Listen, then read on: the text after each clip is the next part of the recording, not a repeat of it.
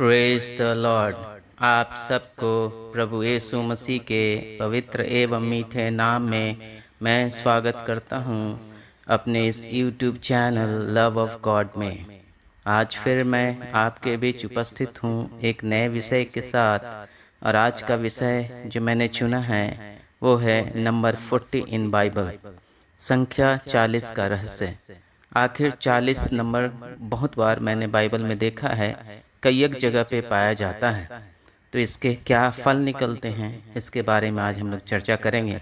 साथ ये भी देखेंगे कि बाइबल में किन किन स्थानों पर 40 संख्या का लिखित चर्चा ब्यौरा मिलता है और उसके क्या अर्थ निकलते हैं। तो आइए दोस्तों, देर न करते हुए बाइबल के वचनों की ओर चलते हैं। और इसके लिए मैंने लिया पहला वचन, उत्पत्ति की पुस्तक 8वां अध्याय का 6ठा पद।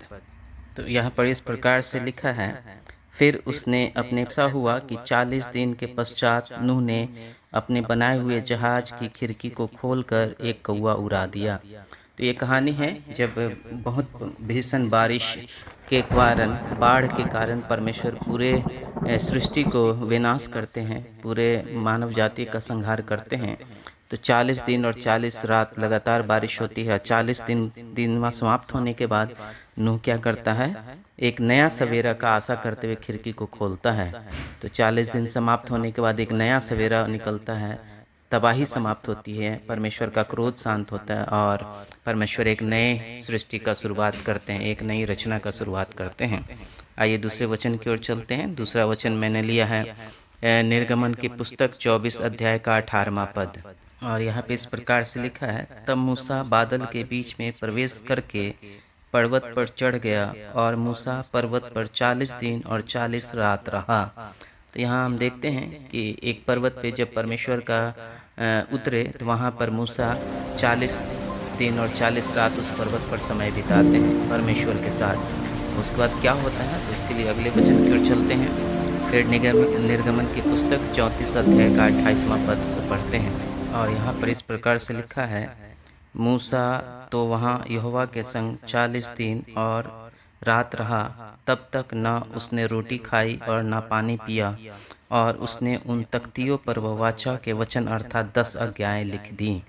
तो देखिए, जब मूसा 40 दिन 40 रात उस पर्वत पर परमेश्वर के साथ रहा, तो उसके बाद क्या होता, वो महान 10 आज्ञा जो मूसा ने पूरे संसार को दिया था, उसके बारे में वहाँ पर उसने परमेश्वर के आज्ञा अनुसार उसने लिखा और लोगों को लाकर बताया उस महान 10 आज्ञा के बारे में।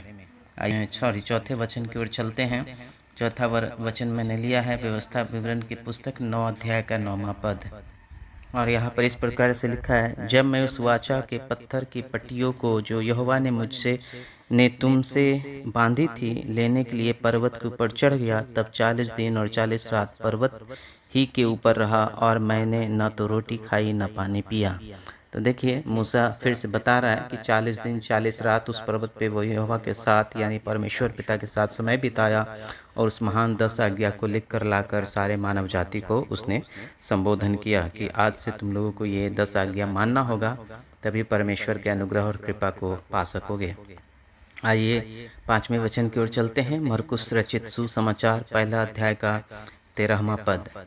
और यहाँ पे इस प्रकार से लिखा है, और जंगल में 40 दिन तक शैतान ने उसकी परीक्षा की और वह वन पशुओं के साथ रहा और स्वर्गदूत उसकी सेवा करते रहे। तो यहाँ यीशु मसीह के बारे में लिखा है, जब यीशु मसीह संसार को संबोधन करने से पहले वो अपने आप को जंगल में लेकर जाते हैं और जंगल में 40 दिन और 40 रात बिताते हैं। और तब की बात है, और 40 दिन 40 रात बिताने के बाद वो संसार में आते हैं और परमेश्वर के वचनों को लोगों के बीच में बांटते हैं। तो दोस्तों, 40 दिन का महत्व कितना ज़्यादा है आप देख सकते हैं। आइए आखिरी वचन की ओर चलते हैं, 6वां वचन। और उसके लिए मैंने लिया प्रेरितों के काम की पुस्तक के 1 अध्याय का 3रा पद। और यहाँ पर इस प्रकार से लिखा है, और उसने दुख उठाने के बाद बहुत से बड़े प्रमाणों से अपने आप को उन्हें जीवित दिखाया और 40 दिन तक वह उन्हें दिखाई देता रहा और परमेश्वर के राज्य की बातें करता रहा। ये वक्तव्य है उस समय की जब यीशु मसीह को क्रूस पर चढ़ा दिया गया था, उनकी मृत्यु हो गई थी और तीसरे दिन जब जी उठे और जी उठने के बाद प्रभु यीशु मसीह 40 दिन तक अपने शिष्यों के बीच, लोगों के बीच में उपस्थित रहे और नाना प्रकार के ज्ञान की बातों को उन्होंने शिक्षा दी। तो अभी तक जितना भी वचन देखे हैं उससे हम यही सीखते हैं कि 40 जो नंबर है बहुत पॉजिटिव नंबर है। अगर आप कुछ विशेष परमेश्वर से अनुग्रह करना पाना चाहते हैं तो आपको 40 दिन की उपवास या 40 दिन तक परमेश्वर की भक्ति में लगे रहेंगे, निश्चित ही परमेश्वर आपको उस चीज़ को आपके जीवन में देगा। 40 दिन एक नई शुरुआत भी है। जैसा हम देखते हैं कि बाढ़ के 40 दिन के बाद उस जो असंख्य बाढ़ आया था उसके बाद एक नई शुरुआत होती है। तो किसी काम को आप करना चाहते हैं तो एक नई शुरुआत के लिए आपको 40 दिन परमेश्वर के सामने उपस्थित हो एक नई शुरुआत कर सकते हैं। तो ये बहुत अद्भुत बात है। बाइबल में और भी बहुत जगह 40 संख्या का चर्चा है, मैंने सब नहीं लिया, वीडियो लंबा हो जाता। तो दोस्तों आइए अब हम प्रार्थना करते हैं। अनुग्रहकारी दयालु सर्वशक्तिमान परमेश्वर पिता, हम आपको धन्यवाद देते हैं कि आज आपने इस 40 संख्या के बारे में अपने वचनों से हमें सिखाया। 40 रात और 40 दिन, 40 संख्या जो है बहुत अद्भुत है, क्योंकि आपने इसको बार बार प्रकट किया है अलग अलग रीति से। जब मूसा इजरायलियों को छुड़ा कर लेता तो वो भी 40 साल तक जंगल में भटकता, तब कनान देश में जाता है। ऐसे कई एक और भी बहुत सारे वचन हैं, लेकिन प्रभु इन वचनों से आप यही सिखाते हैं कि 40 दिन तक लगातार किसी काम को करने के बाद परमेश्वर का अनुग्रह उसको प्राप्त होता है। अगर कोई आपका अनुग्रह चाहता है तो वो 40 दिन 40 रात अगर फास्टिंग करता है, आपके भक्ति में रहता है, आपके ध्यान में रहता है, तो निश्चित आप उसको फल देते हैं।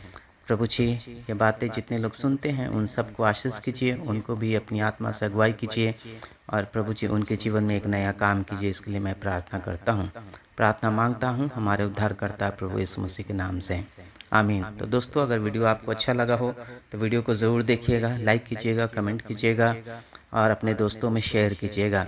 धन्यवाद। Thanks for watching. God bless you all.